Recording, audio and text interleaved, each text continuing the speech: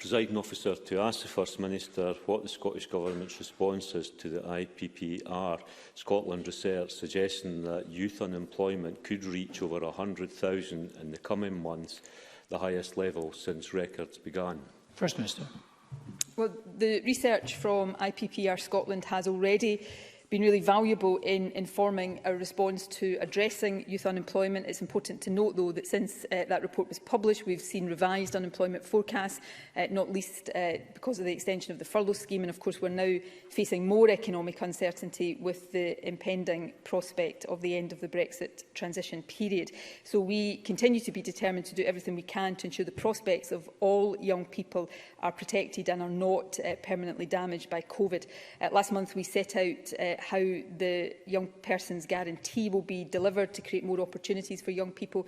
We will work closely with them, with employers, local government, trade unions, the third sector and others to respond as the situation develops, and that will include initiatives like the £15 million funding for apprenticeship recruitment and £10 million funding for pathways to apprenticeships, which I announced earlier this week.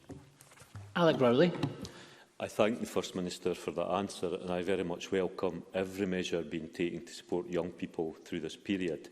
Can I ask, in terms of building back from COVID, will the Government bring forward more detailed plans to address the unacceptable levels of fuel poverty in Scotland and for a national house building programme to once and for all tackle Scotland's housing crisis, both of which will create thousands of apprenticeships and tens of thousands of jobs in Scotland?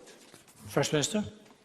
Yes, we will continue to do all of that. Fuel poverty remains something that needs to be challenged and tackled, and the Scottish Government is doing that. I announced earlier in the week a £100 million winter support package for people on low incomes, which will include the £100 cash grant to families with children in receipt of free school meals, which they will get before Christmas. But that overall package also included funding to help people who are struggling to pay their fuel bills, and that is just one of many ways in which the Scottish Government is seeking to do that. We also saw an announcement earlier this week of additional funding into to support our affordable housing programme. We've delivered almost 100,000 affordable homes since this Government took office, and we always see a housing programme as being first and foremost about delivering homes for people to live in. But Alec Rowley is right that it is also a good way of generating economic activity and jobs, and that's why we will continue to invest strongly in affordable and social housing going into the next Parliament, just as we have done in the course of this Parliament.